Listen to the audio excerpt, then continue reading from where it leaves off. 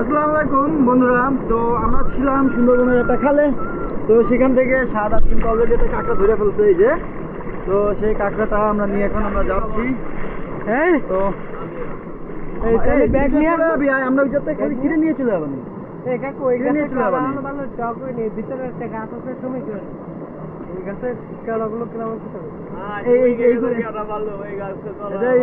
এইগুলো নিয়ে চলতো, ওই নিয়ে চলছি, আর লাগবে না।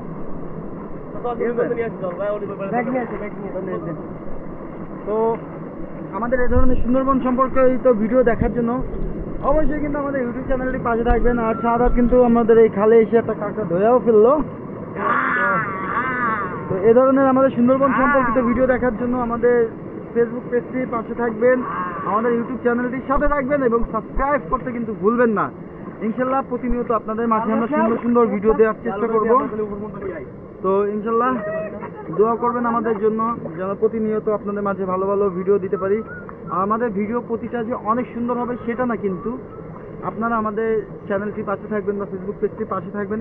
ইনশাল্লাহ আমরা ভালো ভালো ভিডিও, একটা ভিডিও ভালো না হলে আরেকটা ভিডিও কিন্তু ভালো হয়, সেই ভিডিওটাও আপনাদের ভালো লাগতে পারে, তাই না? তো ইনশাল্লাহ কোনো ভিডিও মিস না দেওয়ার জন্য আমাদের চ্যানেলটিকে সাবস্ক্রাইব করে বেল আইকনটা বাজায় দিবেন, যেন হচ্ছে পরবর্তী যে ভিডিওটা ছাড়বো সেই ভিডিওটা যেন মিস না হয় আপনাদের। কারণ প্রতিটা ভিডিও সুন্দর হবে না, এটা স্বাভাবিক। আর